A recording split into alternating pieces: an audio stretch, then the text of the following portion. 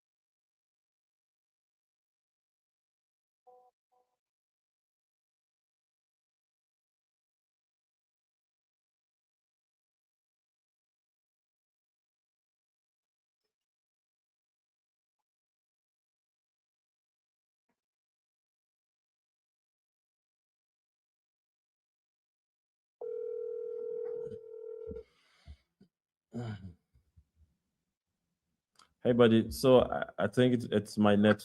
It's my network. You were trying to tell me something. Yeah, I mean, if you can still hear me from there, I was just trying to tell you that once it's time, which I think it's going to be in like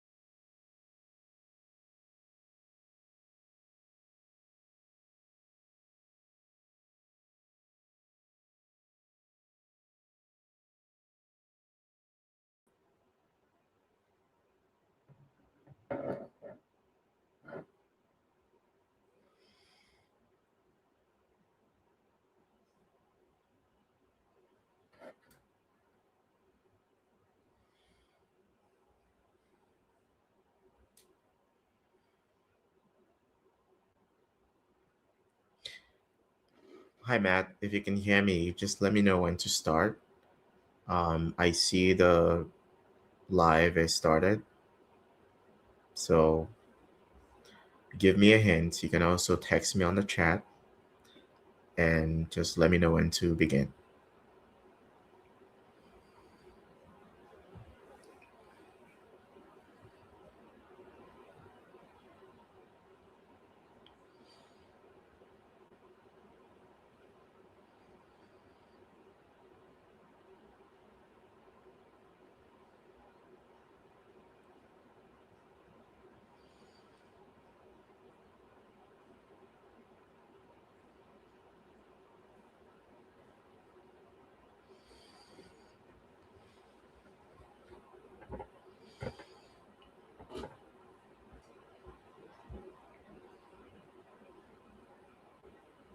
Someone says I can hear you, so maybe I'm just gonna go on and begin.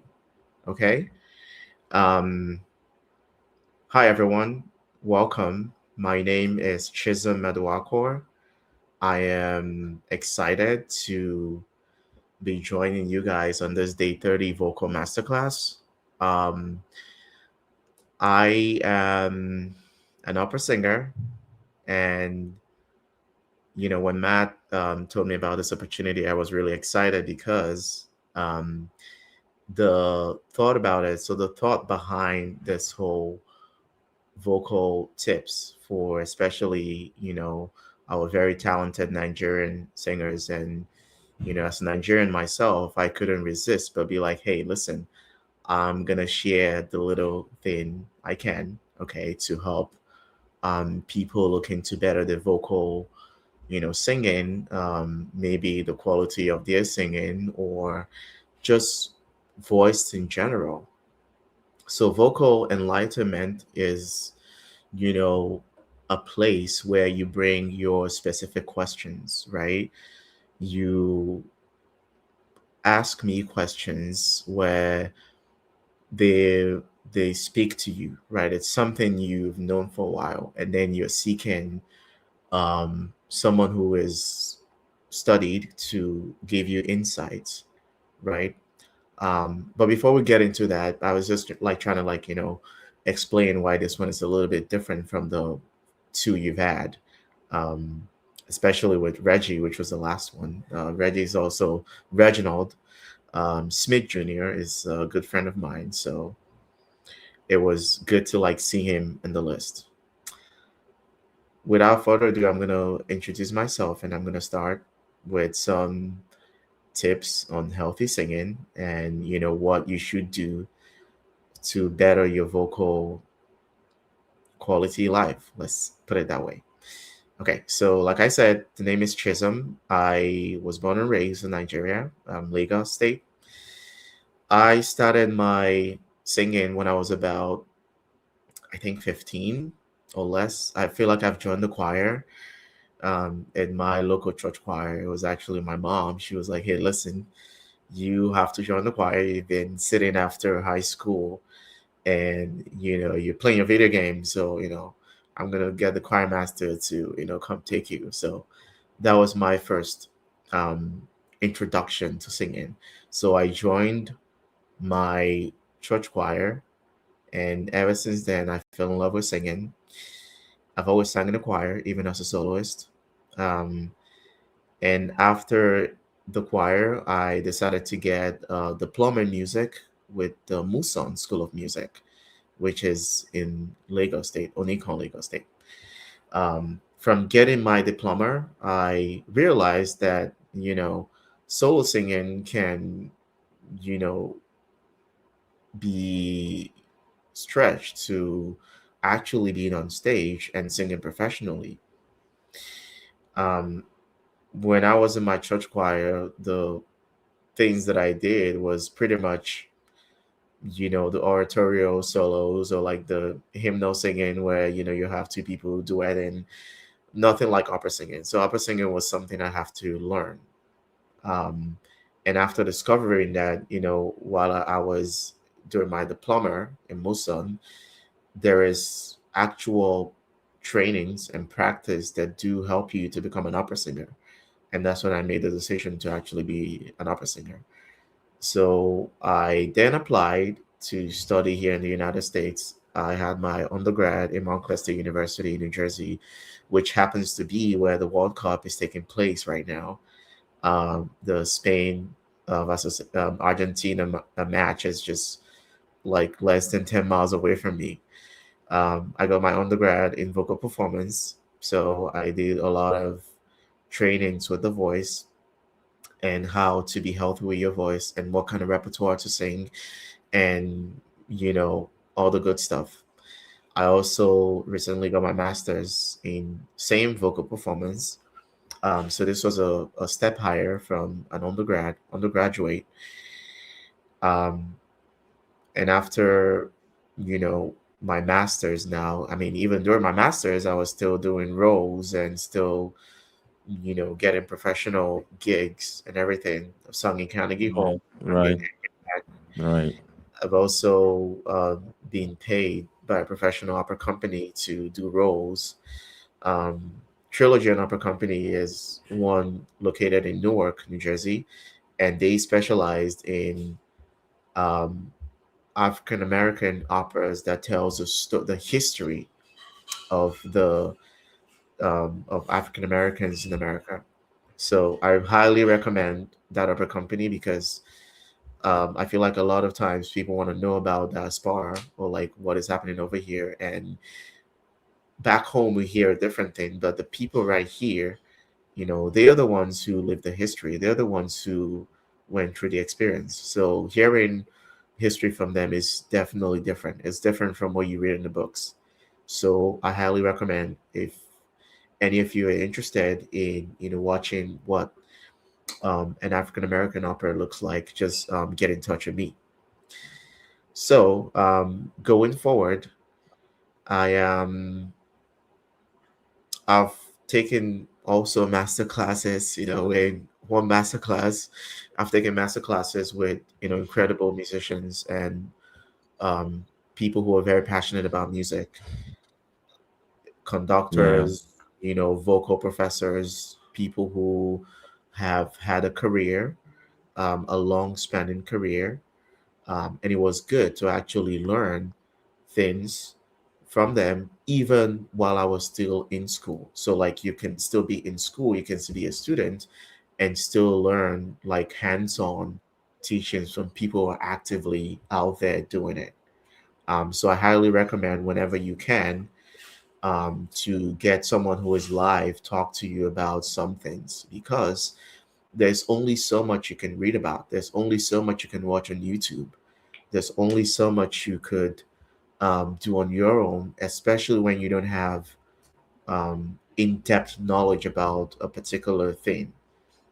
Technique is a word that's used a lot, but what is technique if it's not gearing towards something that makes you do something efficiently, right? It's the efficient way of doing something. So people can tell you, oh, technique is your tongue or your mouth or your lips or your eyes or something, but in simple terms, it's an efficient way of doing something. Just like someone who is a mechanic who knows what they're doing, anyone can like change a battery of a car or a van, but a mechanic might have a specific technique that he has been doing over time to make sure that taking out the battery doesn't cause like a spark or like whatever, or like they don't damage the board. So Hmm. things like that, you just need someone who, I mean, I highly recommend anytime you can talk to someone who is doing it, absolutely go for it. So yes, that's a recommendation from me. Now, going on to the next agenda that I have for today, um, I have some vocal tips for our people tuning in today. And thank you so much, all those people I'm seeing who are tuning in today. I do have some vocal health tips that I wanted to talk about, and this is honestly just going to be some reiteration from what you've heard from the two sessions, right? A lot of it is going to be repeated, but one thing that is good about repeating stuff is that you hear it multiple times, and that way you know it's real. One Yeah. person said it, the other person is actually referencing it, and now Chisom is telling you the exact same thing that Reginald told you like a week ago or something. So then wow, I really got to like look this up, and what is this about that everyone keeps talking about? So the first one on my list is preparation. Preparation is everything. It's a simple word. um, but what is preparation? How do you prepare? How do you show up with your healthy vocal self in a choir practice? How do you um, what are the things you do that make you physically able to sing in an hour and a half rehearsal or 2 hours rehearsal, right? So the first thing Mm. that I have in preparation is you must be hydrated. You must make sure that throughout the day you're not running on an empty stomach. You're Mm-hmm. not just having coffee. You're actually, hydrating yourself, especially when you know you have choir practice. Now, I know a lot of people work, and when you go to work, you can. Some people get carried away. They're like, I've been working all day, but I have choir practice in like 7 p.m. and I have to like go back. But throughout the day, you haven't taken like substantial um electrolytes or even Gatorade or even just water. I don't recommend coffee because coffee is a dehydrant. Like it doesn't hydrate you, contrary to popular Mm. belief. Um, but also, aside from just water, you also need good food. You need protein in your food. You need a balanced plate. You need some sort of vegetables, right?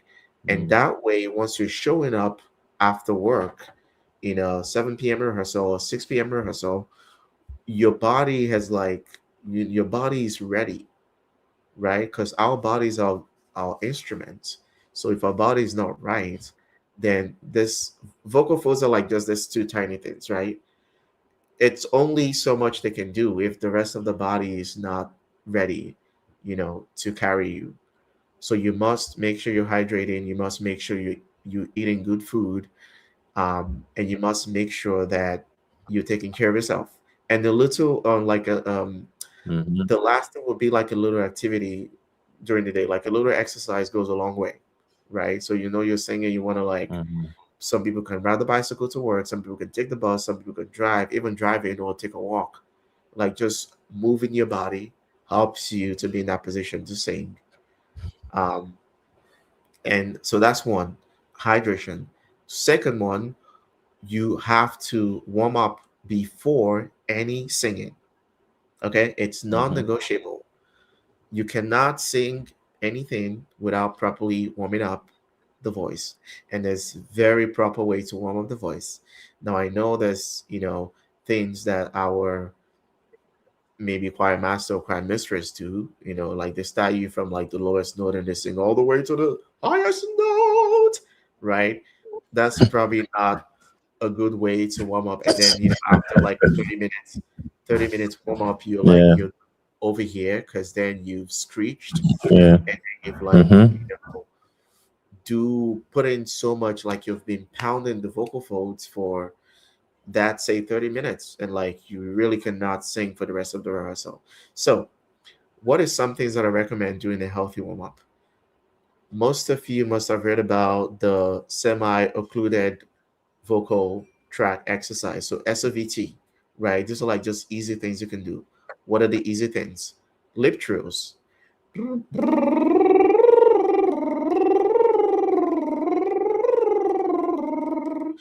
Simple lip trills, or even humming, right? If you have a favorite hymn, you can hum it.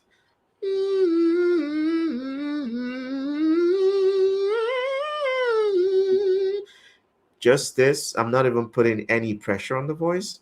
I'm just trying to like Mm-hmm. get my vocal folds to be ready to do what I needed to do, which is to sing, right?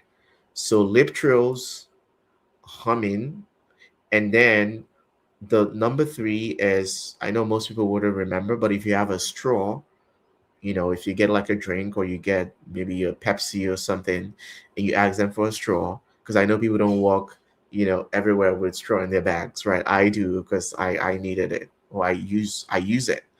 If you have a straw, you can easily blow into the straw, close lips, just Mm. blow and sustain that sound.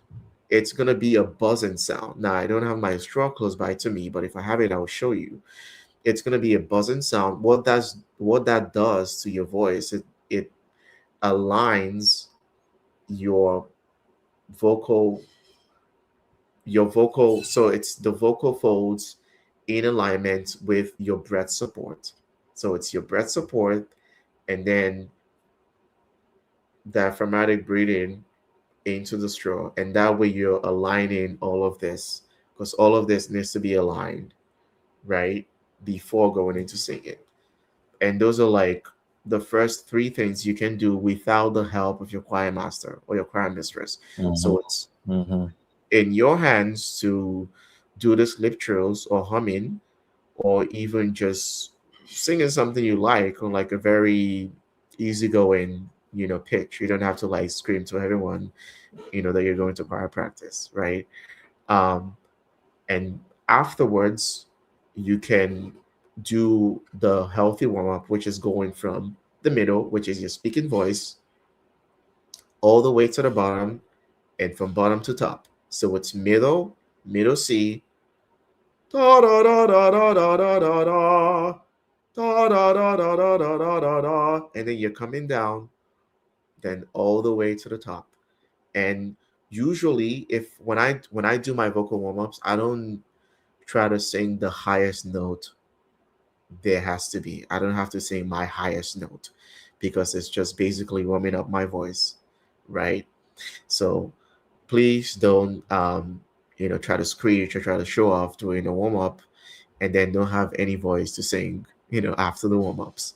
Mm. Uh, so the next Right, thing after right. warming up, right, part of your vocal tips is to take a break before you actually sing anything. What do I mean? Take a break. After a warm up of 30 minutes or even 45, your tiny vocal folds needs time to reset. Those things, they're fleshy. They're not like like how we have bones, in our body. They're not bones. They're very fleshy. And it takes them about 5, 10, even 15 minutes to reset for you to get a warmed up vocal fold, and then you can actually sing something with it. So this is a message to all choir master and choir mistress. After you warm up, please allow 10 to 15 minutes for your choristers to relax the vocal folds, so they can actually produce a healthy sound for you. So no one is tired Mm. out from exercises, like they're ready to sing for you. But during this break, it can be a bathroom break, it can be an announcement break, it could be Mm-hmm. the agenda for the day.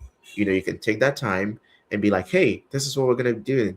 We have 5 hymns, we have 2 anthems, and we have one oratory to sing. So take a time, get your books ready. Mm-hmm. That time, just let them relax. No one is using their vocal folds extraordinarily.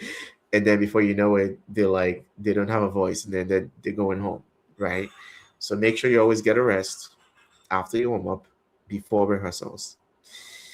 The next thing on my agenda is no excessive use of the vocal folds during rehearsal. Now, I know rehearsals Mm. can be tricky, and sometimes, the person conducting you may want more from you. You don't have to go 120% in a rehearsal.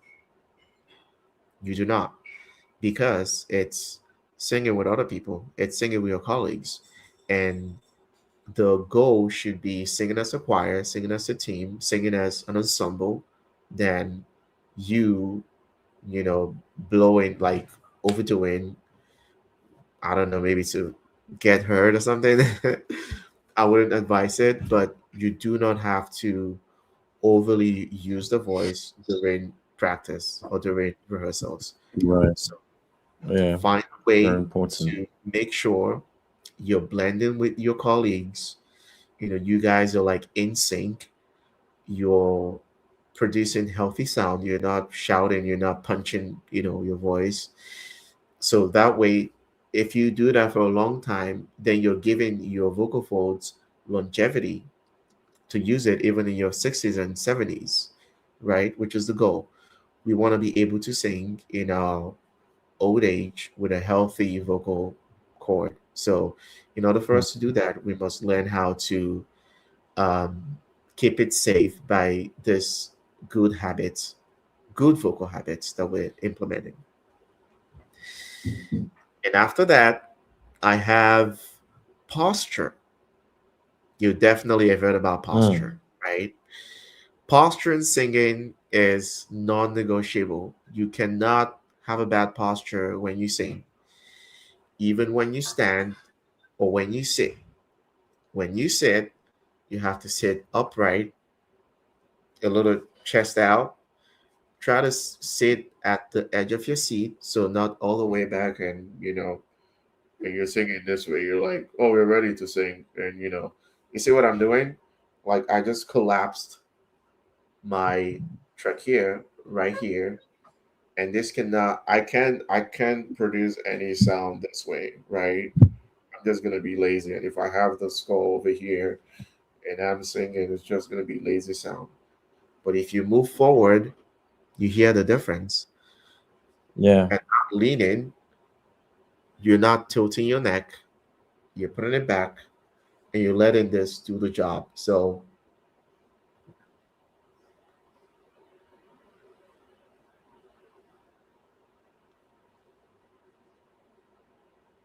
ha, ha, ha, this. So, even your posture, a good posture is like 70% of the work. Like you've done 70% of the work in your sound. So, there's no extra thing you're trying to do. And that is why it's very important. So, even when you stand, um, I mean, standing is way much easier than sitting. I feel like sitting is a lot of, um, where people get it wrong because then they want to try to relax.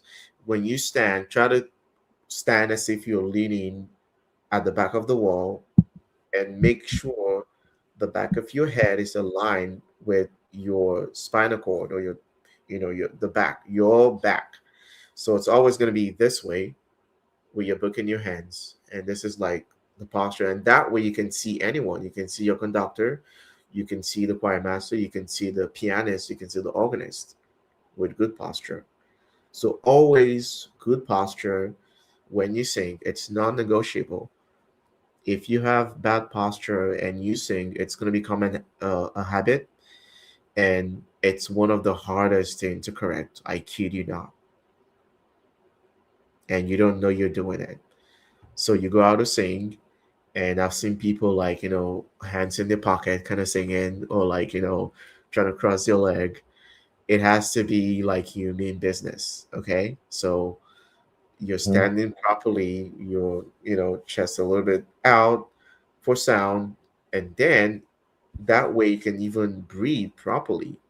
Because then if you're not, having the good posture, then you're not able to like hold in the breath you just take or the breath you took. And that's going to be like extra things to like deal with, right? So we don't want that.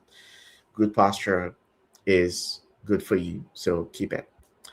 Which brings me to the next thing, good breath intake.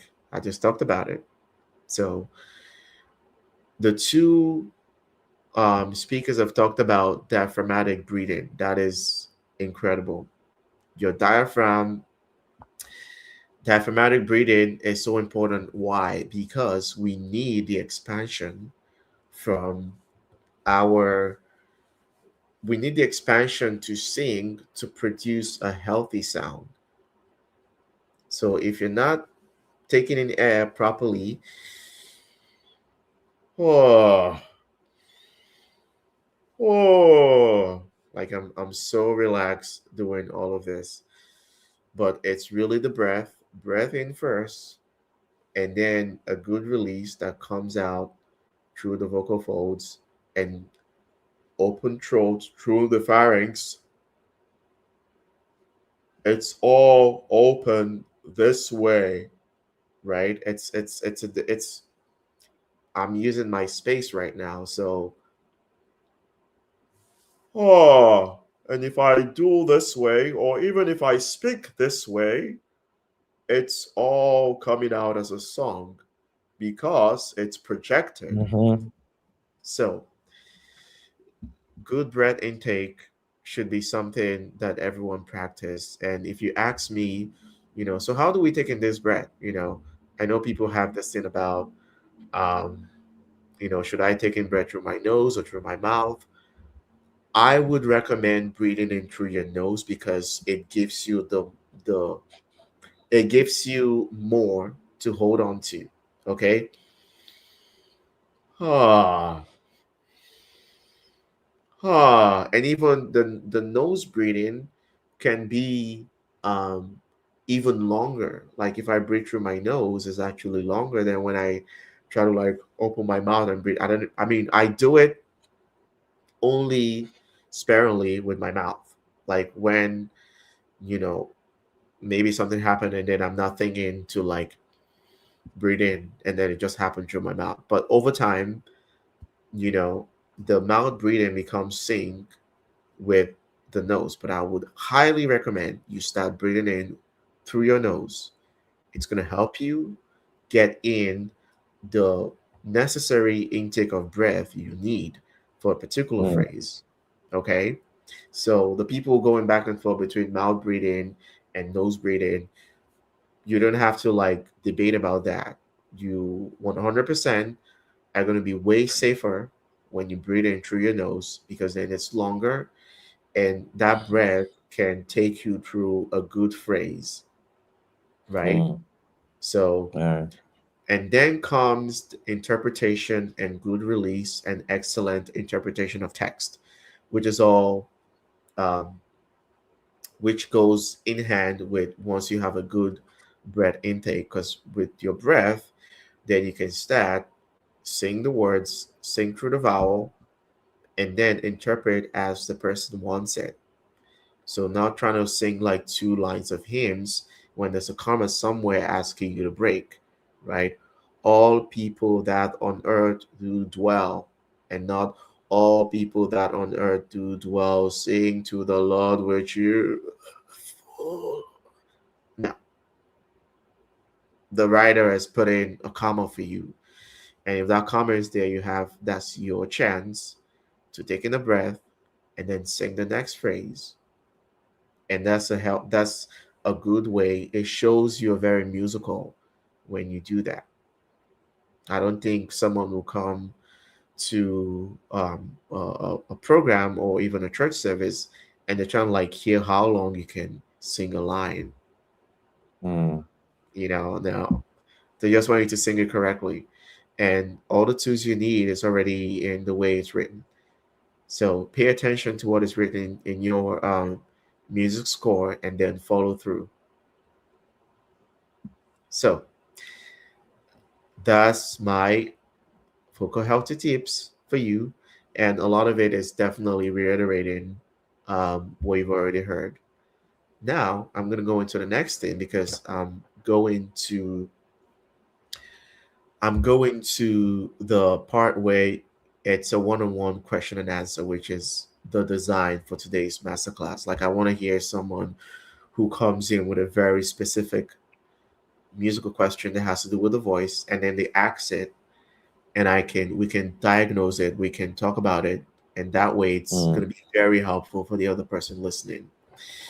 The That's next thing right. in my agenda is musicianship, which pretty much talks about, you know, if you're someone who is going to the choir or you like singing in the choir or even you're a soloist, you absolutely want to learn about music notation, you want to learn about oral skills, and you want to get some ear training that would help you to become even a chorister or a musician or even an opera singer or a soloist. All these things are like the basic foundation you need that helps you make good decisions. Like they inform your choices, right? So they're not there for you to they're there for you to have something to reference. If you see like a notation somehow, or you see like a turn or a trill, you know what that is because you've studied it, because you've taken some sort of music 101, music theory, and someone has explained to you what a trill is. So you're not doing something out of the ordinary, right? So these things are important because they inform your decision making. So once you get to a note or a note value or a phrase that has something that is not in solfege, you know what to do because you've had someone tell you, like, hey, listen, a turn is going ra-da-da-da-da-da-da-dum or ra-da-da-da-dum, right? So you've had someone explain it to you. So once you get to that juncture, you know what to do. You know how to approach it. Um, Mm-hmm. so at any point in time when you can, please do, sign up for this music class or music theory or even oral skills. I can't tell you how much oral skills are going to be very helpful for you, especially as a soloist, where you're listening to a lot of things and then you're following a particular recording, or you collaborating with a collaborative pianist, right? And there's some things like you have to listen for in the piano part that informs your next phrase, or some sort of modulation that's going on that you need to hear, that helps you, sing the next line. Without the proper music training, or knowing how to like even read the notes or know how it sounds, it's going to be a little tricky for you.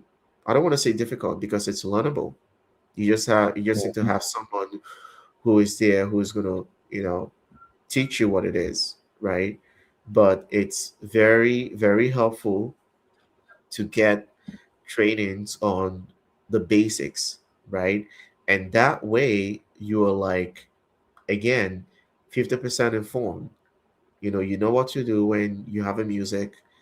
You're not asking questions that are like very, very basic, like what is a semi-brev, or what is a crotchet, or what is, a G clef or a bass clef, right? I mean, I'm not saying that's not a question, but if we start asking those questions, then I'm like, so what have you been learning about music? But I don't want to do that.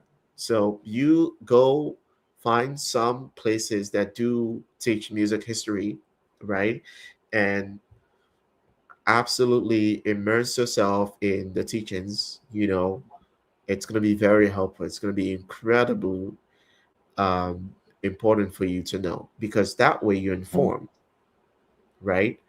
Um, and the other thing, aside from you getting your musicianship, is your music making. So I talk about this a lot. What is music making? Music making is essentially coming together to make music with your colleague or your pianist or a group of people or an ensemble. It could be a quartet where you and your friends, are doing stuff and you're making music. The art of making music is important for you no matter where you are or no matter what you're doing. A chorister who is singing in a 4-part choir or even a 5-part choir, you need to like know how to make music with the other people or the other parts. So one part is not overshadowing the other, like you're working in line to get an end result that is presentable, to the audience. And that is why music making should be taken seriously. If you have friends who are music enthusiasts, you know, have this conversation among yourself. Like, how can we make this music better? What do you think we're missing from this duet that we need to bring, that, tells the people that this is a very good product? How can we Mm-hmm. blend together so people like the two voices at the same time, right? Because it's a duet. So how can we blend together that makes that makes it sound pleasurable to the listener, that makes them want to listen to you too again. Okay, so I encourage everyone to, be in the spirit of making music, be in the spirit of collaboration, be in the spirit of achieving a common goal, because that goes way, way, way farther, actually. It goes way farther than, alone. I mean, to be a soloist is great, but once you make music with other people, there's this fulfillment that comes with it, and it's unexplainable. Right. So Right. get into it. Okay, that is what I have for right now. We're 43 minutes away. And now I would like to open the floor to questions and answers. So what I'm looking for is for people to ask me specific questions about, you know, your music, not struggles, but let's say challenges. It could be challenges. It could be something you've been trying to navigate for a while, but you've tried multiple things and nothing seemed to be working out. Now you want someone who is live, to either troubleshoot or give you like a feedback on it. So I want Mm. specific questions so it informs the next person who might have the same question, right? Helps them get to the point and Mm. nip it in the bud and just nail it. So like they know what to look out for. They're not confused about the answers. They're not trying to go around it. They're like, oh, this is it and that's a solution. Go try it. That's what I'm looking for. Um, if yeah, if you have any questions or if you feel there's something from the two former sections you've had, and you've had questions from those former sections, please bring them to me. This is the time to like actually throw the questions out and get feedback, um, on the spot. So it'll be good. All those terms you've heard, maybe someone said voice box, or someone was saying pharynx, or someone said larynx, or someone was saying trachea, right? Right. The thing that like block is, which is actually true because you know the vocal tract is not where your water and things go through. If that was the case, no one would be singing. That would be sad news. So the esophagus, on the other hand, is where, and then you have the epiglottis that covers, you know, your tract that allows food to go through your esophagus right there. So like nothing is coming to your vocal folds. And sometimes the reason why we choke on water is when a little bit of drop of water attempts to go through the vocal tract. Like that shouldn't be happening. And that's why you see people like, they cough profusely or something, or they try to like, clear their throat or something. That is when that's not supposed to happen. But if that happens, you definitely might choke. So if you have those questions, if you have any questions um, related to how to manage a good vocal health, what things I can look out for, what does, being a soloist entail, or how to sing better in an ensemble, this is the time. So yes, All let me right. know. All right. So, to further expatiate on what he said, if you have a question and you want to ask personally, you could also come online, send me a DM through our group. Just indicate on our chat forum, and I will share the link to you and bring you on stage so you could talk to the speaker personally. And um, aside that, I think we have one question from We have one Vicky. question. Awesome. Yes, What from is it? Vicky. So I'm gonna bring it on stage so you could say it. Okay. So Vicky is asking, in situations where you're not a standard choir, you're not in a standard choir, and you happen to be the only good soprano against about six altos, eight tenors, 10 bass singers, and you're required to sing aloud. How do you go about it? Very good question. From Hi, Victor Vicky. E. Yeah, I'm here to tell you that you're not required, and no one should require you to sing out loud. Okay. So Mm, in that situation where you're like, again, maybe I'm not interpreting good soprano in a better way, but maybe you're like the person who knows what they're doing, right? If you happen to be the person who knows what they're doing, and you have this other, and it looks like it's all the parts. I wonder how that happened. But the one thing to go about that is to talk to the choir master or talk to the choir mistress and tell them, like, hey, listen, I happen to be giving a lot more than I'm supposed to in rehearsals.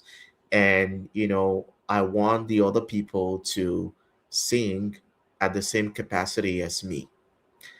How do you think you can get them extra lessons or maybe extra choir rehearsal time that makes them, sing the to meet me at that level that I'm singing, as someone who knows what they're doing. So how can you schedule a session with them to teach them something, maybe vocal production, maybe how to sing the phrase properly, or even how to read better, so they're not waiting for you to start the hymn or the song. So if someone can read music, or if you have five people reading music, then no one is waiting for the other person to start, right? You guys are like in sync, and that way the load is lifted from you. The load is off your shoulder. So what I would do is to go to the choir master and tell him, say, hey, I noticed that I'm having to lead the rehearsals a lot of times, so I'm giving so much more, and it's not going to be helpful for my vocal you know vocal health in the long run. I need you to either schedule extra lesson away from the rehearsal time, so that way they're having something before they come to rehearsal, to work on or to practice, that helps them become better. We always want people to become better, because that way the load is lifted from you. You're not meant to be the choir. You're only a part, and you're the soprano part. You're part of the persons who make the ensemble of the soprano. If I come into a show and I'm hearing one soprano, I'm gonna think it's a soloist, or maybe it's a solo against the choir. I wouldn't think you're a choir as a whole. So if you're a choir as a whole, which is what I'm reading right here, then do take the steps to talk to the choir master or the choir mistress or whoever is in charge, for them to organize a time where those people can meet collectively and try to do something more that helps them sing better in rehearsals. So that way, even when you're not there, because there might be a case where you're not there in the rehearsals, the other sopranos or the other tenors or the bass singers, they should be able to carry the choir to sing better, or to even do the rehearsal. So that's what I would do. I hope it helps. Let me know. all right. Thank you so much for that. That's a very good one. So we have someone on standby. I'm gonna bring um Absolutely. I'm gonna bring the person on screen. She or he wants to ask the question personally. So I've shared a link to you. Please, if you can hear this, join. Use the link to join the stage, and I will bring you on board. If you can hear this, please use the link. While are waiting for him or her to come on stage, I have a Yes. question from Jennifer Ray. I don't know, but I Okay. think that's her nickname. I'm going to bring it on screen now. Okay. Jennifer Real is asking, what are the factors that could make a singer go blank on stage? And can one handle such situation when it happens? Good question. Very good question, Jenny, for real. I think the few things that can make you go blank on stage is, number one, anxiety. So anxiety happens to everyone. I don't think there's, anyone that's how do I say it? There's no one left out from being anxious on stage. So we all I get anxious sometimes, right? But there's a way you go about it. and I'm going to come to it later on. So, but what are the things that can make you go blank on stage, like you asked? One is anxiety. Uh, Mm, Anxiety is a natural cause. There's nothing yeah, happening. No yeah, one is doing anything to you. Maybe it's something that tickles you, or it's something that, maybe the light went off. That can happen as well. Or maybe the plug of the keyboard just yanked out from, someone playing your line, and all of a sudden you're startled, right? And you're like, oh my God. Like, so that is one. Anxiety can cause that. Second thing that can cause you to go blank on stage is memory loss. Memory loss happens actually to everyone at this point, even the people who practice and they know the words, they know the lines, but sometimes they just like, and this will happen especially if you're singing stuff very from true. memory. So you have to be very Yeah, careful when you sing yeah, stuff from memory. They're like ways in which you can practice memory sing or memorization that helps you become effective when it's time to perform. So memory loss do happen, and that can make you go blank. Now that is caused by, when something is missing. So I'm going to explain it. Memory loss would happen to you when, you're memorizing something and you think you've got it, but there's like that one letter you keep missing, or like that one phrase that is not always right. And for some reason someone chose to ignore it, or you chose not to correct it, or you chose not to go back and take it really slowly to get make sure you're not missing the word, make sure you're getting every text to the T. That would happen when you have to like give even presentations that is like, from memory, or you're singing off the book. So memory loss is one factor that can make you go blank on stage. The yeah. Or last someone one, say, or which, maybe the person is suffering from natural anxiety.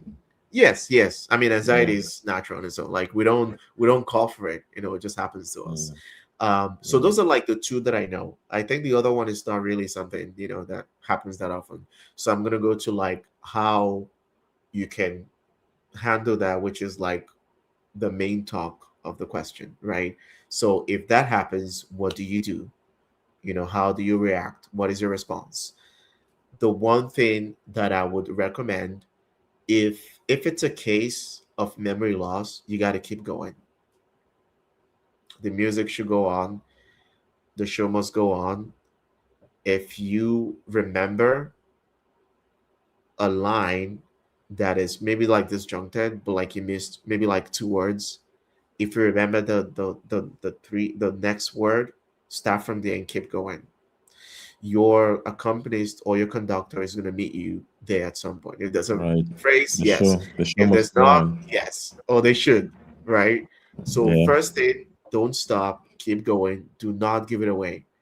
Most people do not know that music as you do. So if you stop, you're going to give it away. If you make a face, they're going to know. So remember the next phrase and go from there. So that's one thing I would do. If then it's a complete train wreck, what is a train wreck? A train wreck is when the organist or the pianist is like 10 measures away from you, or like 20 steps ahead of you, or you're like way all the way back. The one thing I would do is to turn, look at them, make eye contact, nod your head. They're probably gonna like halt for you, and then tell them, go back, face the audience, and go from there. That is collaboration. That is being a good musician. So once there's a train wreck, you're like 5 measures ahead. He's like 7 measures back. Turn to him, right.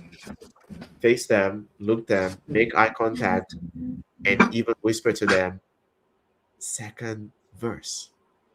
Turn to the audience and keep going. Those are like my Okay, tips to handle those situations. And I hope that's great. yeah, I hope you find them helpful. All right. We're gonna move on. I have Abigail on stage, so she wants to ask her question personally. So I'm gonna Sure, bring her on I am stage listening. now while I'm shuffling through all the questions. Okay, Abigail, I'm Sounds good. bringing you on stage now. Let's go. Okay, good Um, evening from Hi, Nigeria. Abigail. Good Hi. evening. Okay, it's actually a challenge. Like you mentioned, if you have any challenge, we can, speak up so you can help us. Yes, Can you hear me? I can hear you okay. Okay, so how do you manage emotions on stage, not happy emotions? For example, the two times I was invited to sing at a funeral, while performing, I started crying and it affected my voice. And I didn't like it. And even when I was out of stage, I still battled a lot before I could come out of that emotion. And then after that, till now, if I'm invited to sing at a funeral, I try to shy away because I don't want to cry on stage because it comes from a personal place where so many memories come back and all of that. So how do you manage that? How do you overcome it? I've been battling all along, but I seem not to come out of it. That is a very good question. And emotions can, again, they're very involuntary. So we don't make them happen. They happen to us, right? And it's not a bad thing. I wouldn't say, it's something to think that it's not good. I mean, yeah, once you're teary, you're teary. Once you feel a certain way, you feel a certain way. And if nothing, they should actually help you sing better. They should help you communicate whatever you're trying to say to the audience, so the audience know you're like in sync with the text, or the phrase, or even the song, right? But you mentioned that it affects your singing, and that is where I'm gonna come in and be like, hey, how does it affect your singing? So does it make you, like, do you crack up a little bit? Do you do you sob when this happen? Yeah, Like, and my vocals begin to shake. Like I begin to okay, like I don't have control over my voice anymore. okay. So if you're sobbing, then I would absolutely recommend for you to stop singing. Take the time, go through it. You're subbing. There's no need for you to try to sing when you're subbing. If it's just tears, like how someone can have tears like just fall through their eyes, that wouldn't affect you singing so much as subbing. Subbing is like, right? Absolutely stop singing. Go through that emotion. Take your time. If you've sang like the first verse of the hymn and you started subbing, take your time. Go through the subbing. Sub. Make sure you get it out. You go through it, because that's the only way you can get back to singing if you want to sing.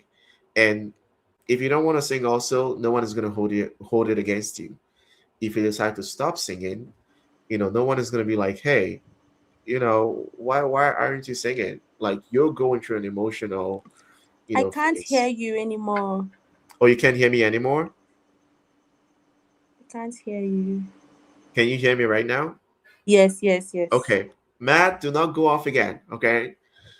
um so what I'm saying is, even if you've sung the first verse of a hymn and you started subbing, go through that subbing.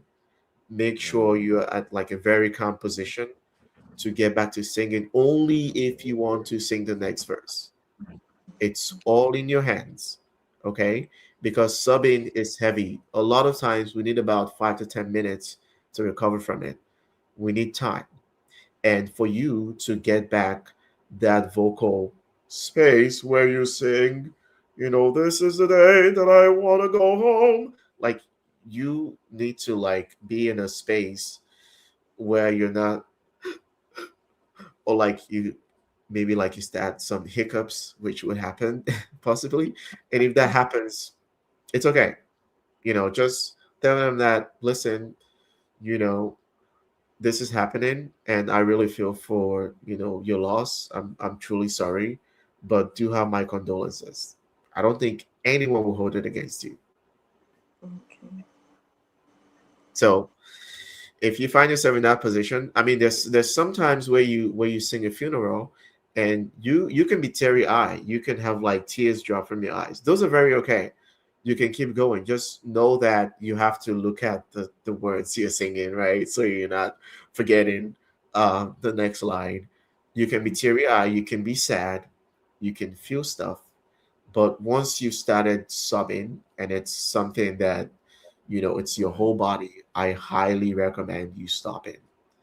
Okay. Right. Tell them that I said no one's going to hold it against you. And if they need a reference, they can come hit me up, and I'll give them the 5 reasons why, subbing can be totally damaging to the vocal folds and, like, your vocal health in the long run.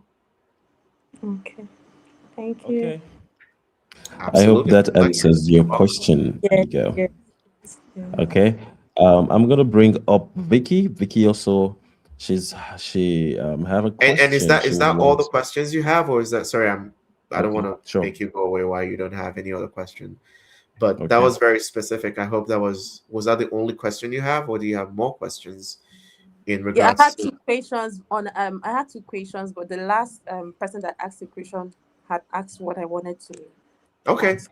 Yes. On sounds good. anxiety. Yes. Sounds good. Yes. All right. Thank Thank you so much, Abigail. Welcome. I'm gonna bring up Vicky on stage for her question. Vicky, are you ready? All right. I'm gonna bring up Vicky. Vicky, you're up on stage. Please go proceed with your question. Okay. Um, my question is, um, a musicologist told me Yep. that I sound nasal, but the issue is that I myself, as a person, I don't even know that I sound nasal. So how do I help myself? Why I don't even know that I sound nasal? Because when you identify your problem, you'll be able to like fix it. So please, sir, how do I go about it? That is a Very good very good one. You question. identify a problem, you'll be able to Yes. fix it. I agree. Yeah, that's I highly like that is just Mm, logic for me. Like, you have to yeah. identify the problem, the root cause of the problem, and then go from there, right? When Yes, sir. you okay, so the challenge is sounding nasal, right? And if that happens to you, then if you want to know if you really truly sound nasal, then you have to like record yourself. So record an audio of you singing a phrase or a hymn or a line or your favorite song to sing, and then listen back to it, right?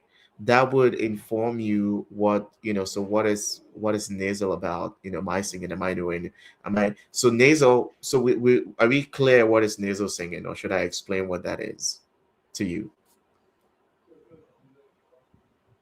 Vicky, can you hear me? Vicky, can you hear the speaker? Hello, Vicky. It's actually bridging. It's cracking. But I can Okay, hear you now. so I can hear you so now. I so I'm asking, do you understand what nasal singing is, or should I explain that to you? Can you hear me, Vicky? So he's I can asking, hear do you you now, sir. understand? Do you understand what nasal singing is, or he should explain that to you? Please, you should explain. Okay, so nasal singing is when you sound as if there's something, like how you go to the hospital and like they put a thing in your nose, and like you cover it this way, and they kind of like an oxygen thing, right? So it has to be this way. Once you Yes, sir. sound this way in the singing, or you sounding this way in "Oh, love divine, oh, Lord, sexually, da, da, da, da, da." So this, me covering this is nasal singing. And if I'm not sounding this way, then it is not nasal singing.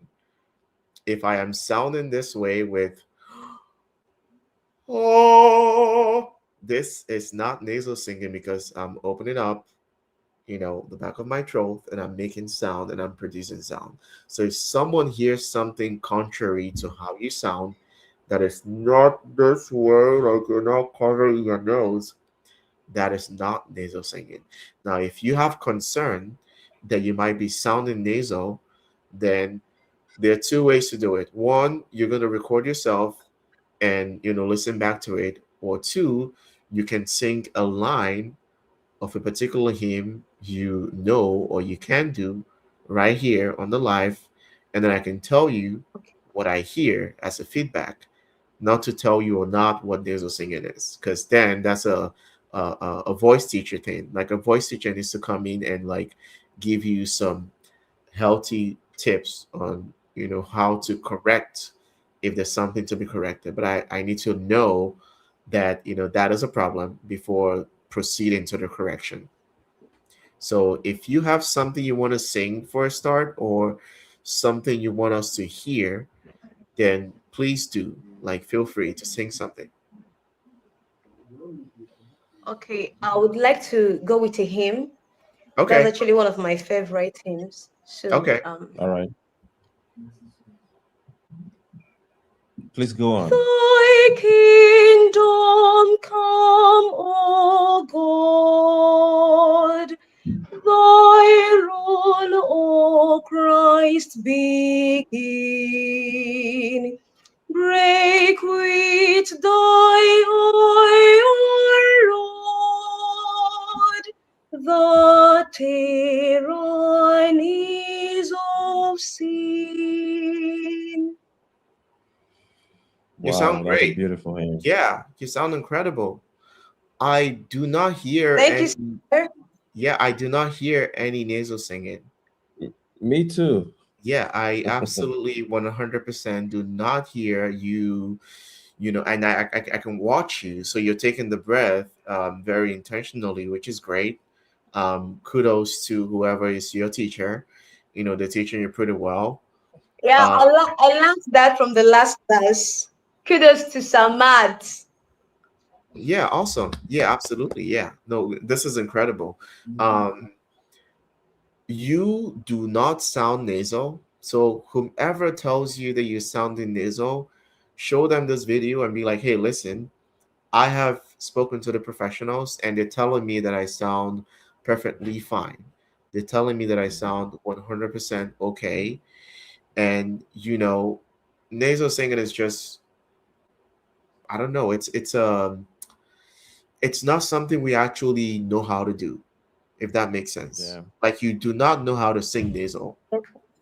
you Yeah. know it might happen when you sing some sort of particular phrase, right? Or maybe something is happening, or you're not opening up all the way to the end, and then you sound like something is on your nose, because then your nose really got to be covered for you to be sound very nasal.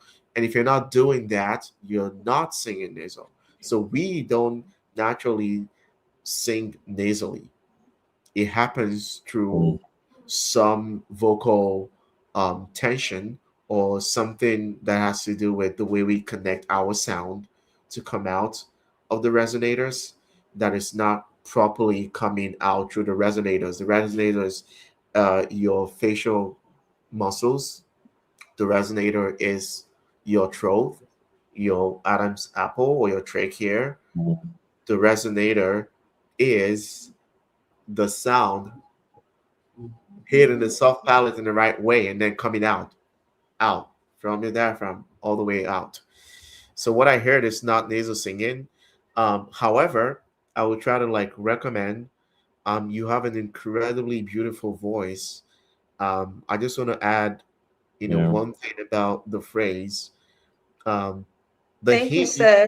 yeah, the hymn, you sound very beautifully. Just when you sing the hymn next time, try to keep the phrase very try to keep the phrase very smooth. What do I mean by that? Very smooth. It's not really legato, because you're singing legato, so it's not legato. But I don't want it to like chop the words, because you're singing English text. Like, English text can still be English text and still be smooth, right? So instead of like, thy Okay. kingdom come, O God, it could be, thy kingdom come, O my mouth wasn't doing. Now that is not wrong, right? But Yeah. it's a way to like, I feel like I heard you chop in, because you feel like you have to do this to grab, and you absolutely don't have to do that when you sing. So next time when you sing the phrase, try to do this. So keep one hand over here and use this other one and draw a straight line. So thy kingdom come, O God. All of this is not moving, right? It's just sound, right? So try that, practice, and if you notice your jaw is doing this, then just try to. It shouldn't move when you say the words because we're saying the same words, right? We're singing the same words. Yes, sir. So, Yeah. thy kingdom come, O God. Like, you can do whatever you like, but don't drop just so much because you're gonna be Yeah. like this in the whole songs this way. And that wouldn't be also wrong, but it would tie you out when you have to do a concert for 2 hours, right? Yeah. And you have to Sing sing for a this long way period of consistently. time. So the point is, we don't want to tire this out. We just want to stand, sing, and make sure everything is going smooth. So that should be your practice once you this is over. Hope that is All helpful. right. Please, yeah. Thank you so much, Vacant. That was amazing. Thank you, Chisom. That was Thank you. very, very beautiful. All right. So we're going to Thank go you. back to the comment section. And Sure. we have the next question from, I'm going to bring it on screen. What are the, okay, from the musical junk. I can no longer hit high notes that I could hit before. What can I do to restore my voice? Okay. We're going to take Music, the Vicky out for music me. junkie. I love this question, but I absolutely need more context to it. And what do I mean by more context? If you're singing high notes, what kind of high notes are we talking about? Are you a tenor? Are you a bass? Are you a baritone? Are you a soprano? Are you a mezzo soprano or are you a contralto? If you've answered that question, then we're going to go into the vocal range of a tenor. What should a tenor be singing, and how high or how low a tenor should sing? What is a bass range should be doing, or what is a baritone should be doing? A baritone shouldn't be singing a B flat five. You have no Mm, business going over there. A tenor shouldn't be singing a G2, which is the low G of the bass. You have no business going over there. A soprano shouldn't be trying to sing an F3 or F2, which is meant for either mezzo or contralto. You have no business going over there. So once you give me context to what voice type you are, then we can properly diagnose what high notes you're talking about. Because if you are a bass and you're trying to sing a tenor high note, then that is unrealistic. A bass goes from a low D, a D2, or even an E natural 2, all the way up to an E natural 4. There's okay, no. she just confirmed. I'm going to bring it on stage. She said, I'm an author. Okay, if you're an alto, then there is a range, a vocal range for the contralto voice type. Now, if you're singing in your range, which is anywhere from a low G, a G, and contralto should go from a G2 all the way up to a G4 or an A4, which is the ringing notes of a soprano. A soprano can go up to like a high C or a high E natural, or sometimes a high F6. But if you're an alto, right, and you're comfortably singing in your middle register, which should be anywhere from a middle C.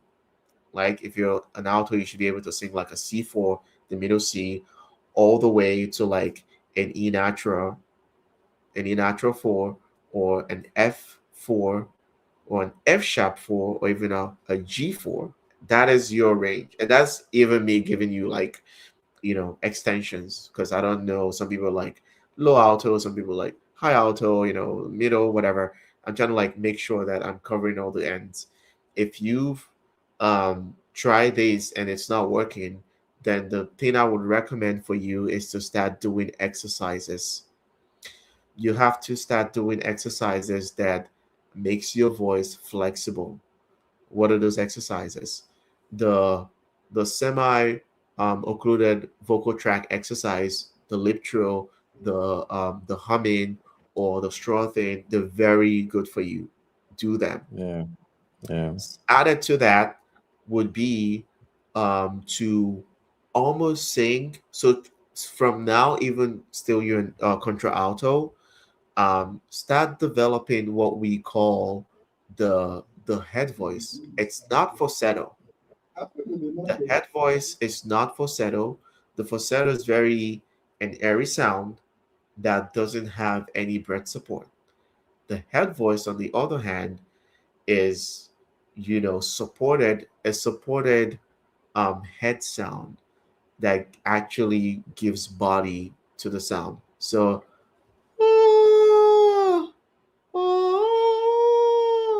like this, like this is falsetto, and this cannot carry you. But once you start to like add breath to your head sound,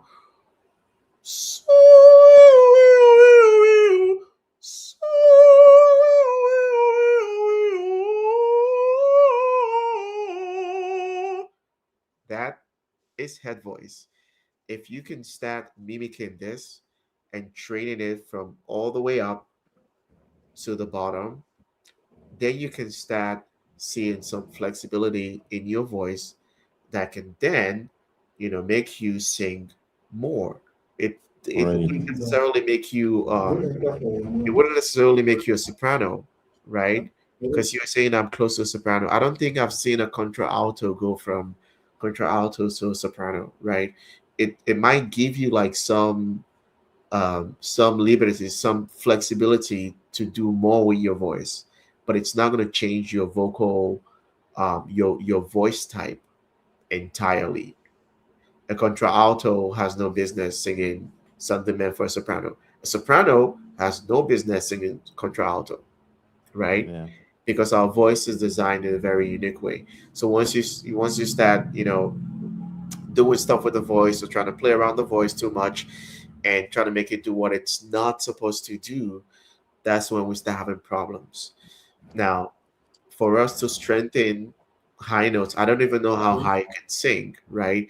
So that's something we have to answer also. Like, I need to know, are you singing to capacity, which is, those numbers that I've mentioned, or do you just need like a vocal boot camp? Like maybe you've been out of singing for like 3 months and then you're going back to rehearsal, you're thinking to sing the same high notes. They're not going to work that way, because you need to like start getting into singing from not singing from like 2 or 3 months ago, and then allowing your voice to get time to work itself, to warm up all the way to how you used to sound.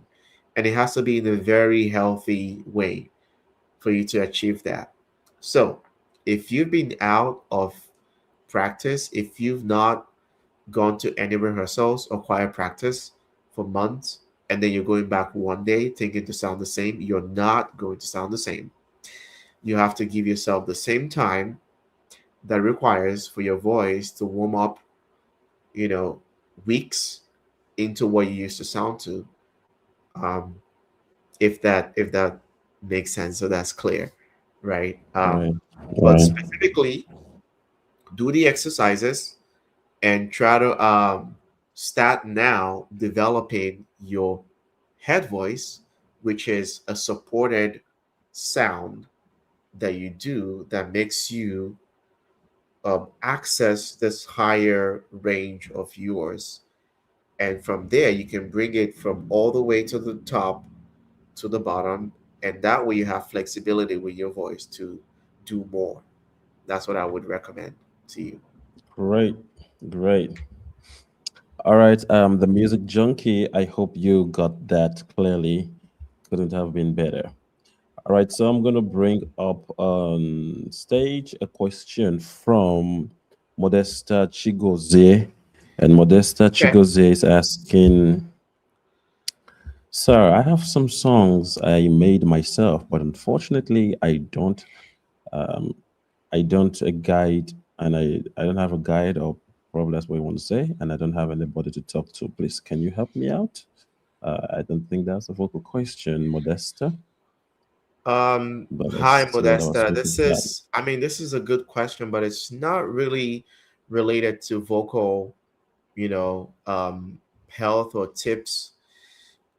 This is more a composer's, someone who compose, someone who writes music, or someone who is a composition major, right? I mean, I did composition in school, so there might be like a few pointers I might have for you. But what you want to do is connect with local composers around you, the people who you see writing music, the people who you can access, the people who you've sung their works, the people who you draw inspiration from. Mm, This is the time to connect to them. Send them a message, share your work with them, tell them, hey, sir, listen, I have a composition for soprano out, so SATB, and I'm trying to like this is the idea, this is the poem. I need your input. I need something that would um tell me that this is something I'm doing right, or this is something I'm not doing so right that I can improve on, right? So connect with the local people you have as composition major, or the people who write music. I know there's a lot of us yeah, back home in Nigeria. So just mm, try to see who you can find locally. And if you cannot find someone, then send me a message on either Facebook or Instagram, and I can connect you with someone who is a composition major who is gonna like wow, scan through the work that's and be like, great. hey, listen, this is what I needed to do. Maybe your thirds are not aligning, or you're doing exposed fifths, or you're doing Mm, like, crossing octaves, or you're going below the ledger lines. yeah, Then they can give you like specifics, but they have to like physically see the work, physically see your yeah, writings, and then give you feedback on it, if that's helpful. that's right. Thank you so much, Chisom. I hope that's helpful, Modesta. That's a very great one. So I'm going to bring Anne Ogidi. And Anne Ogidi, she's asking, Cool. when singing my part, alto, and someone close to me goes off key, I tend to follow the person's speech, especially if their volume is loud. How do I maintain the right key? Okay, I'm getting a lot from Alto today. Okay, it's great. This is a very good question. And um off key, so like they modulate, or like they sing in a very different key, or at they can. So I'm trying to. So when someone goes off key, hmm, so maybe they're not listening to the piano, maybe they're not listening to the accompaniment, maybe they cannot I think hear the I think soprano, she's the tenor. I think maybe she's referring to singing close to someone that's tone deaf. So the Oh person yeah, said on oh the yeah. So if someone, yeah. okay, so someone, there are two ways to go about this. If someone is tone deaf and they really cannot sing properly, then absolutely talk to the choir master and be like, hey, listen, I know my stuff, and I'm not feeling super comfortable singing with this person because, one, maybe they've decided not to get better, or two, they're not trying to improve their singing and sing Mm, on the right key. So first yeah. of all, talk to the choir master, tell them like, hey, listen, um, I'm putting in time and effort in this stuff. I need you to like really accommodate me so I can be efficient for you.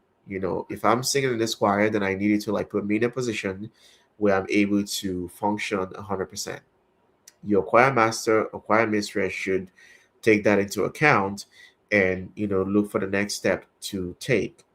If they don't take the next step, then you One, you can decide to not sit with them once you're singing or in rehearsal, as a choice. You can decide to not sit with them, sit somewhere else where you can actually be productive. Or if they absolutely always sit with you, then if that happens, stop singing, do not follow them, wait for like the verse to go, and try to come in on the next verse for them. So let them have their thing, let them have their time, let them get to the end. And if that's the next verse, you start singing that next verse. If this happens consistently, where they are always going off key in or tone deaf, or they're tone deaf, they cannot sing the proper pitch from the piano, then talk to them about it. Talk to them, tell them, like, hey, listen, um, if you listen very closely, you would realize that we're not singing the same things the piano is playing. So let's try to sing with the piano. Let's try to follow that pitch. I think we're clashing. We're not singing the same tune. Okay.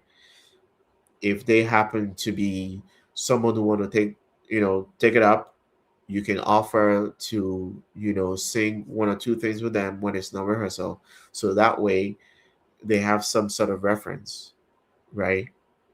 But if they're not those people who want to work on something, or they want to work on their voice, then please do not sit with them. Please find somewhere else to sit.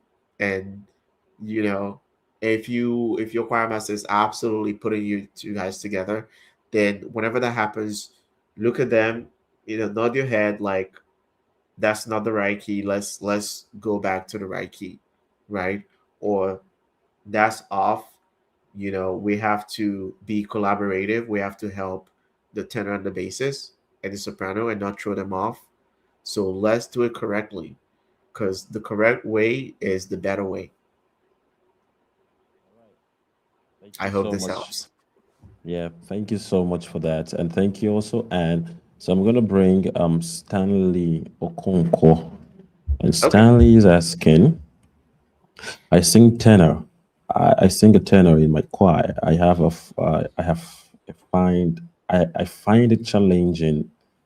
I find it challenging singing. Most time I feel it's technique. I miss beat, key, and notes.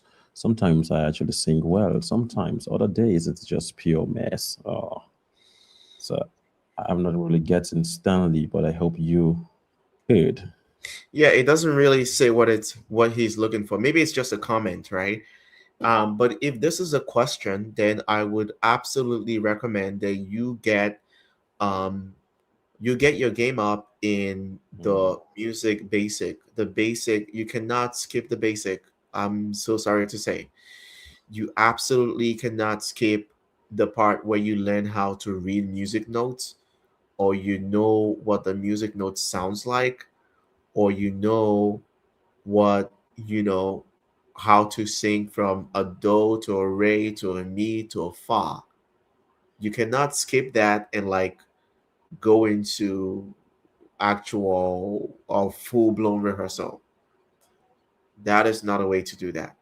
So, if you have someone who can take you on some lessons, and actually, by the way, they like multiple lessons on YouTube that you can find, where someone is showing you stuff about music notation. This is the key, that is the next one, and this is the next one. Like, I find YouTube so helpful in this short reels that you can watch that tells you how to go from point A to point B. And even mm, sometimes you find some hymns that that someone has played the part for you, like the tenor line is on YouTube, mm, right? Or the bass line, or even the alto line. Like, someone specifically took out their time to make a video showing you the right notes or the right thing to sing. So if getting music training is so hard and like you're so busy, you cannot find time for it, get your YouTube game going. There's a lot on YouTube. It's 2026. There's multiple medias that shows you how change your pitch, how not to lose your pitch, how to still keep the singing going, and how not to lose track of a particular melodic line. Because if you're singing a tenor in a choir, I'm imagining you have a tenor line, right? So that tenor line might be something, the same notes they have to like repeat over and over again. So once you've known those notes, there shouldn't be anything that would make you to lose those notes, if not distractions. So, one, get the music trading, or two, less distractions when you're singing, or three, find a tenor buddy that's right beside you that knows what they're doing, and sing together with them. And over time, you will learn not how to go off the rails or like sing something else or even modulate or try to like Yeah. sing the alto line or like soprano line for fun. You know what I'm saying? Um, but if you're talking about, you said I've tried several techniques, but they only work for a short time. Techniques are not they're not meant to work for a short time. They're like lifelong things we use. So Right. Right. if you're talking about the techniques that I know, they're not meant to like leave you and go away and come back again, right? Techniques are like how you show up. They're like the things you do, preparations. You know, a sound technique starts with you. Preparations. I said a lot of things about preparation when we started. Like how you're well hydrated, how you show up, how like your body's ready, you have food, you have this. Those are like the things you need to like probably go back and watch. Um, those are the first steps to any kind of good singing. Any. If you don't get your body ready, if you're too tired, if you had a night out and then you're trying to sing the next morning, or if you had like a whole party and then you're trying to like sing a whole Handa Messiah the next day, that's not gonna work. Okay. So preparation is part of your technique. How you show up is as important as the singing you do when you show up. So you knowing that you're going to sing and you're getting yourself in that space of singing, you're like, okay, hydration. Okay, we're warming up. We're doing our lip trills. We're doing, humming. We're singing something. You just get the voice going. We're blowing something in the straw. We're not blowing up our voice during the warm ups in the rehearsal, right? So that way we have voice to sing the rehearsal. Um, all those things are like healthy technique. It's nothing more. It's not a fancy word that people use. Yeah. Yeah. Yeah, it's just how Yeah. you show up, really. All So right. So we're gonna bring just for time's sake, we're gonna have two more yes, questions from the comment section, and then we'll bring Abigail on stage to ask her question again. She's got another question to ask. But before you, sounds Abigail, good. let's bring on Amarachi. Amarachi is asking. I've heard that I don't sing from the stomach. How do I solve that problem, and how do I know I'm actually singing from the stomach? Okay. Hi Marachi. This is from what I understand, you're asking or you've heard. So who is telling you? Question, right? Yeah, exactly. Secondly, if you are talking about singing from the stomach, I'm guessing you're talking about diaphragmatic breathing, excuse me, which is you're taking in air properly, right? If you don't take in air properly, you cannot sing in correctly. If you don't take in air properly, you cannot sing correctly. Mm, Before you sing, before you open your mouth, take in your air, preparation, and then you sing, right? If this process, like I'm doing it so slow that you know what it requires to even make a sound, right? So it's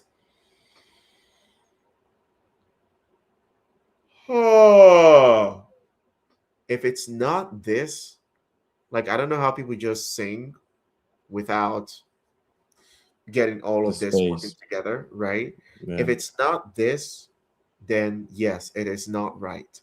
So look in the mirror, find a mirror in your house, look dead straight in the mirror. It's you, it's your face, it's no one else.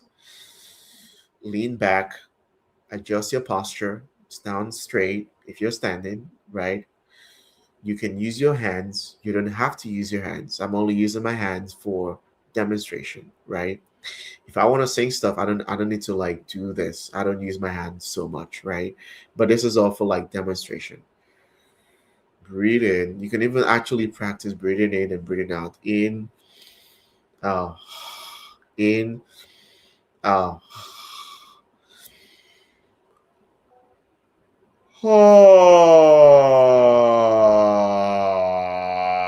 and you can do whatever. Or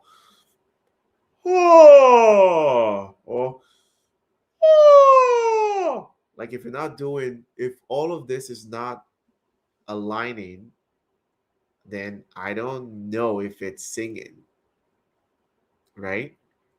So if someone has, I don't even know who, but clearly someone is noticing you singing, and if they've noticed that you're not singing, it shouldn't be singing from the stomach. It should be breathing properly to sing correctly.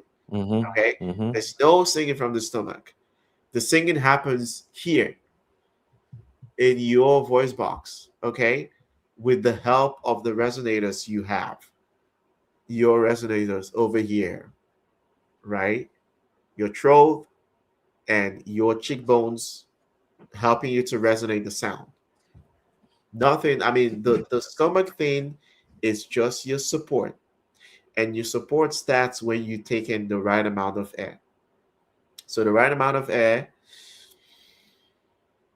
hold it, open up the space up here, and I can sing all I want to sing, right? And I'm not, yeah, you're seeing me like doing the yawn sigh because that's the way that we open up our pharynx. Oh, oh, oh. And I'm not showing any kind of strain on my face.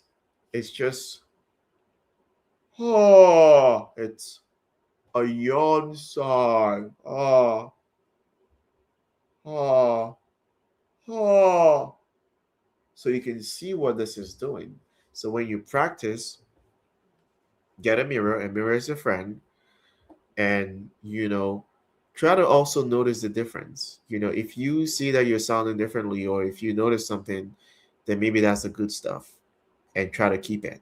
Okay, so my recommendation for you is practice the breathing the breathing, the intake of the air that allows you to use your breath in a very functional way. Okay, and that can only happen through practice.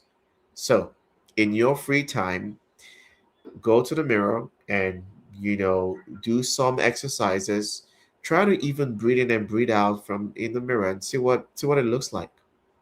Try it for fun. That's right. All right. Amarachi, I hope you got that.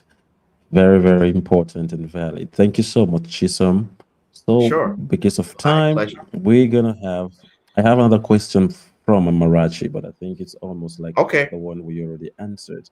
She said again, talking about going off. How do you train your voice to blend with that of your part members, or to harmonize properly? Let me just bring it on stage. Then after this, we have Abigail, and we'll call it a wrap for tonight Okay.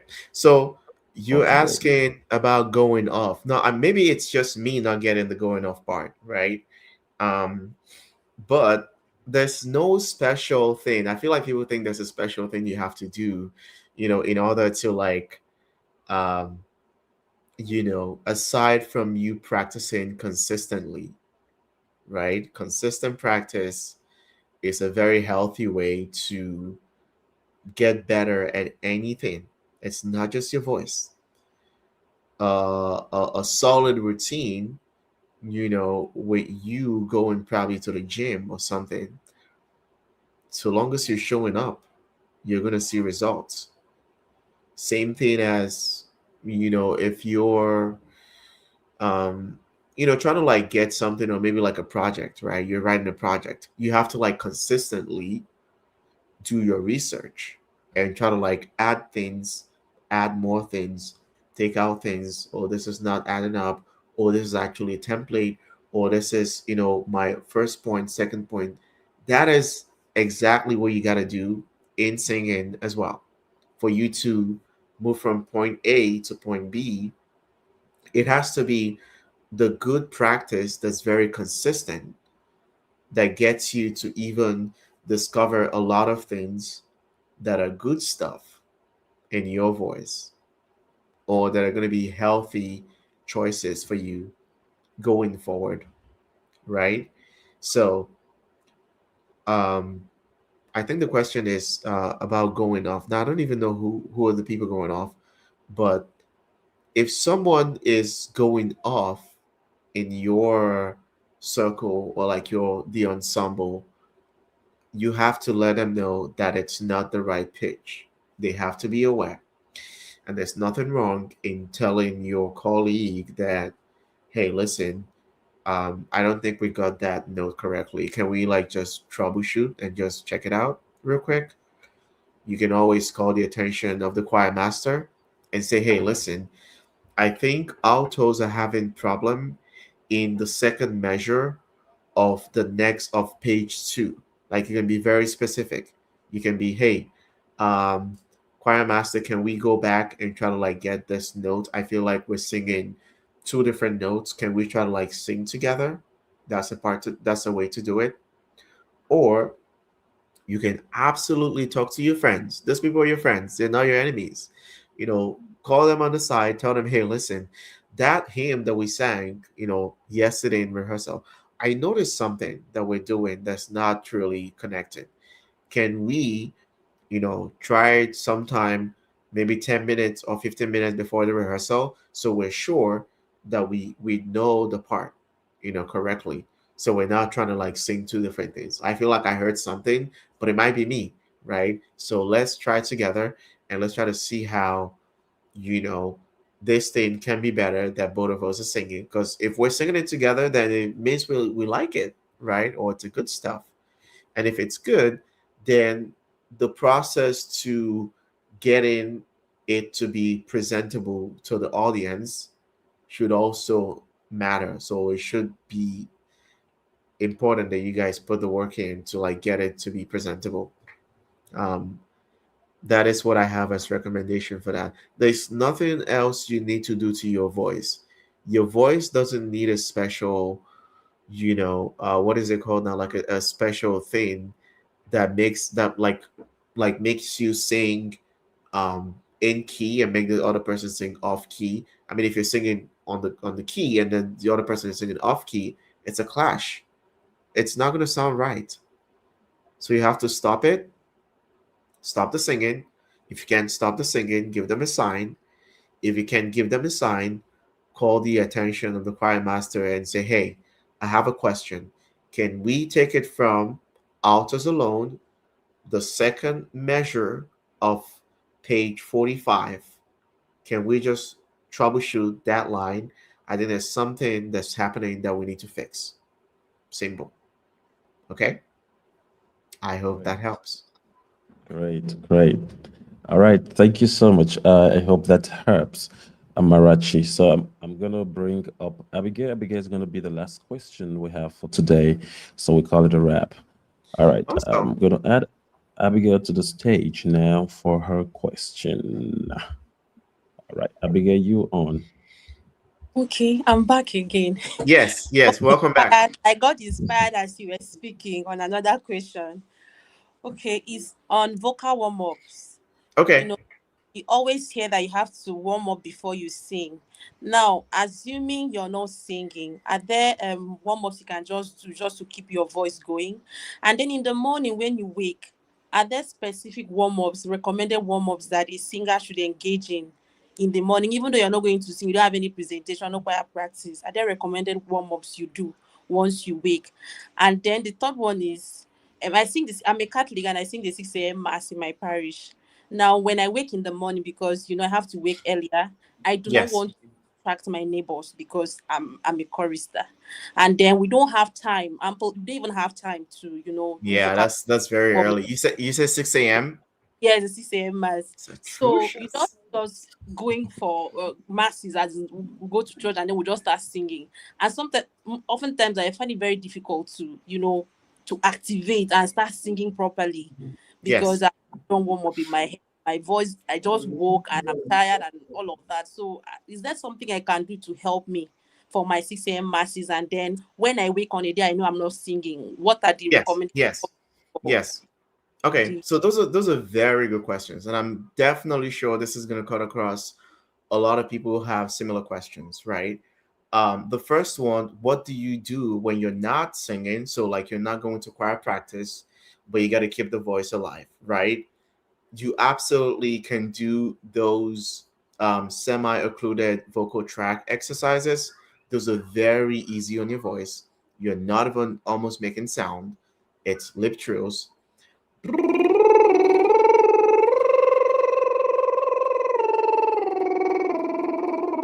Like if I'm doing this, I'm in like my room right here. My neighbors are not gonna hear that, but it's a way to like make the vocal folds do this.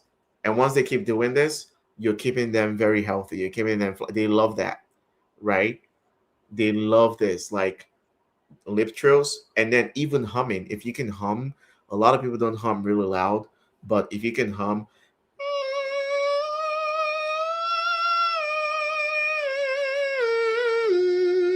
this, no, I'm not even opening my my sound out all the way. So the semi-occluded vocal tract exercises are great just to like even get you going. You can do them in your car, you can do them in your room, you can do them in your bathroom, you can do them when no one, like even if you're on your computer and you happen to be typing something, you can just be saying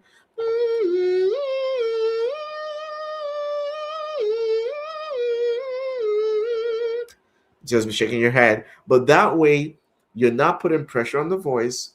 You're not hampering, like you have to sing. No, you don't have to sing.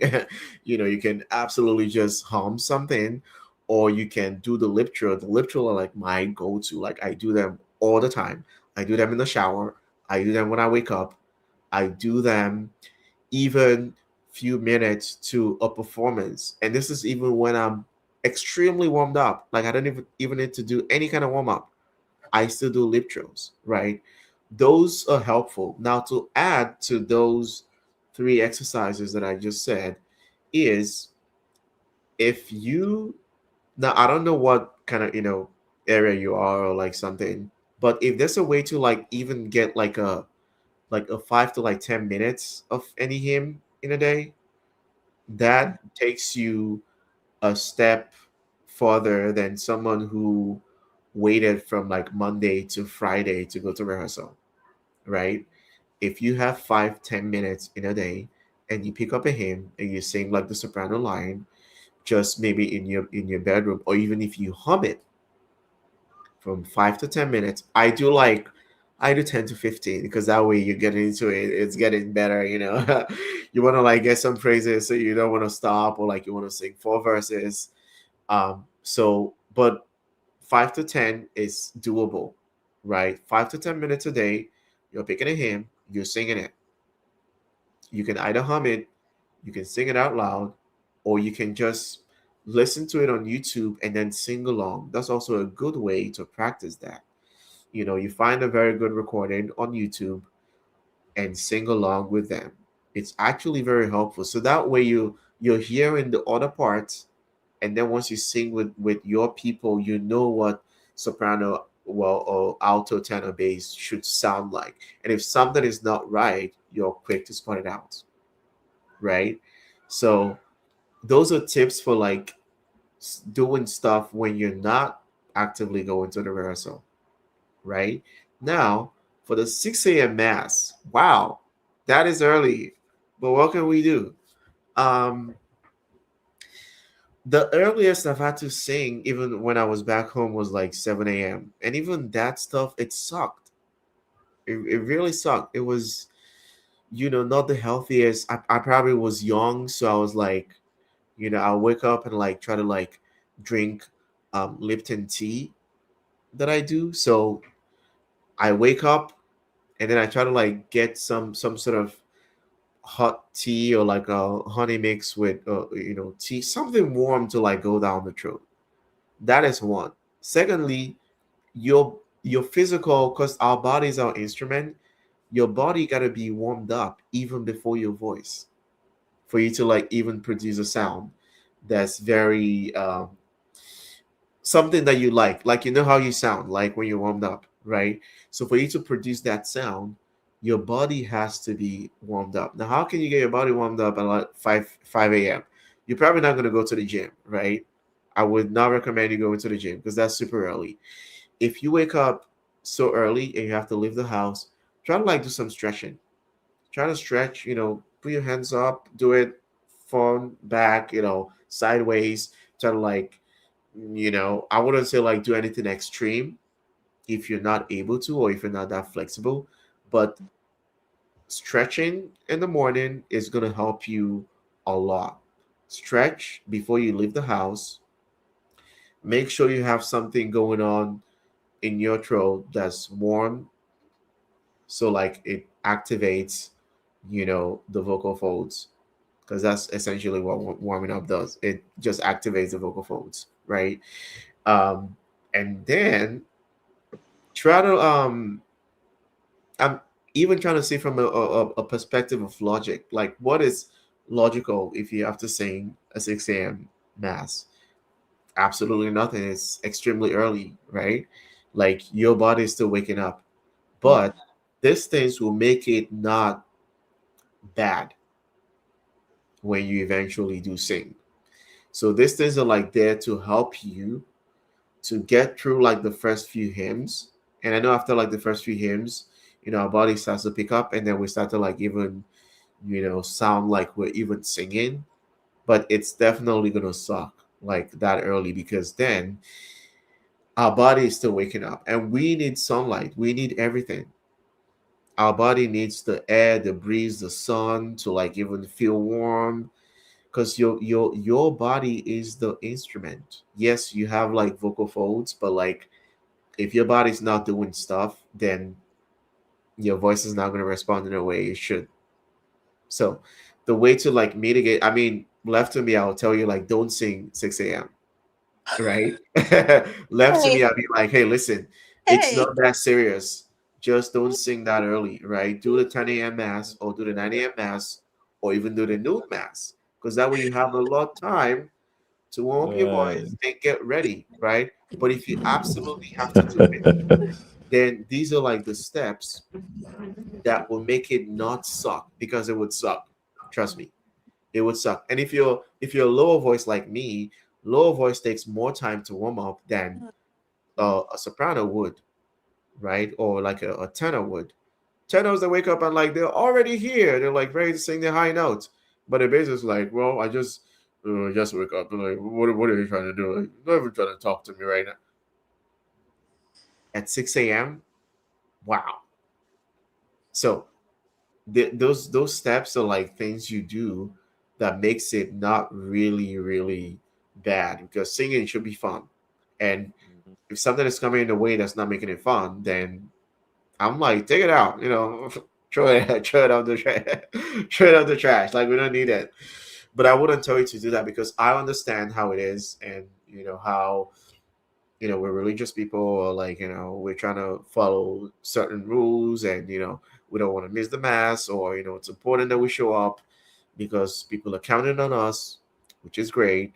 But that should not be something we take that goes over the health of our voice. The health of your voice should always come first, and that way the stuff you do before you leave the house, they would really help you, really. Thank you. Thank you. My pleasure.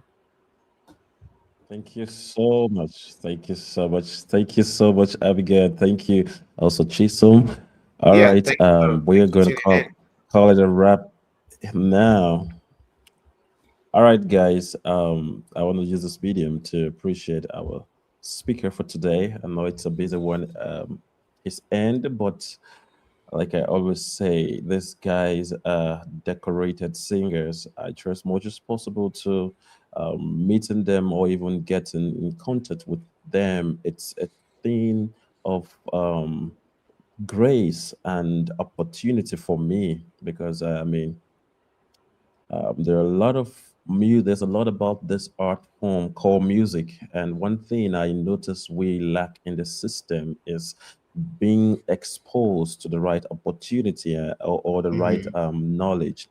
You know, knowledge is very, very paramount, and just like someone rightly said, you need to know your problem to be able to find a solution for it. And I think and I thought to myself, maybe this masterclass could be a solution to many Nigerian singers, upcoming and aspiring opera singers. So, why I started this 30-day series in the first place. So, I want to say thank you so much, Chisom, on behalf of everybody who's been in this live.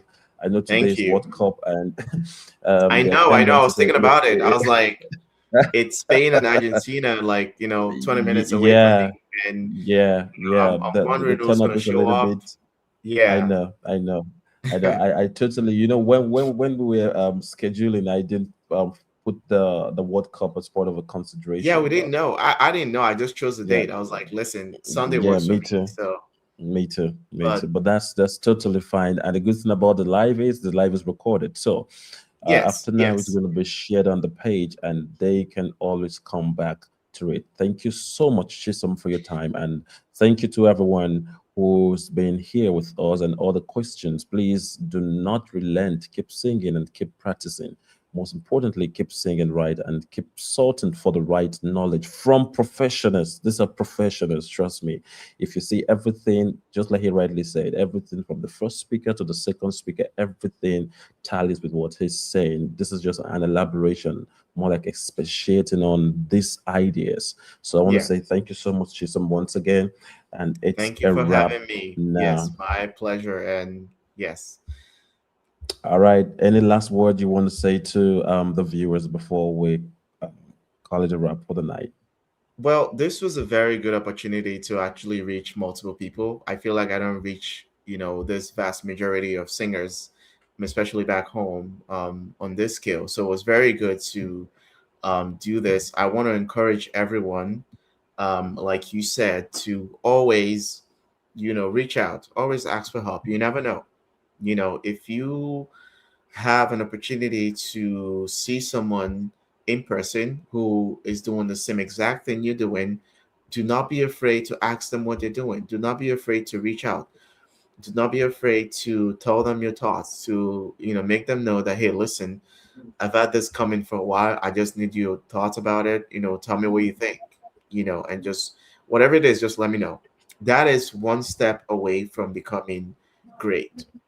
Great That's people are right. not people who are born. They're people who took initiative to be better, and they want to like get, answers. And they were very enthusiastic, but also they were very on it, and they were very non-relentant on information. So whenever you can, please do research and don't stop learning, especially singing. Singing is ever evolving. Even opera singers are like, they're world learners. They never stop.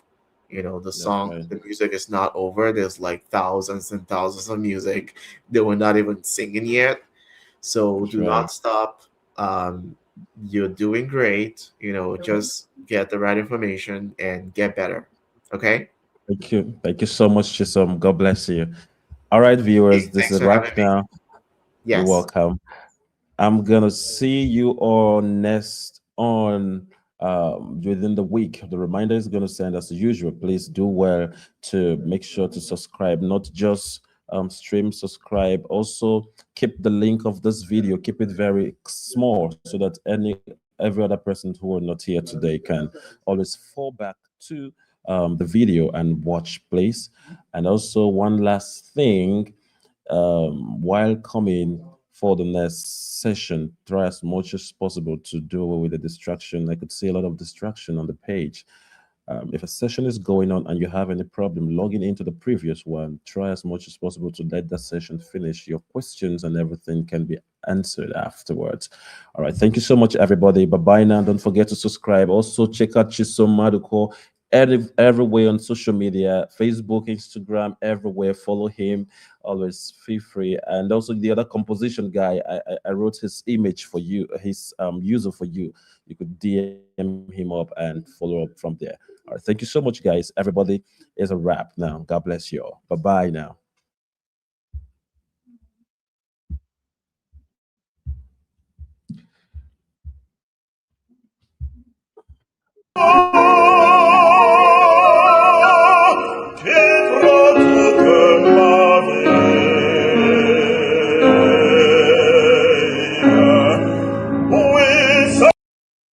Bye-bye now. Bye-bye.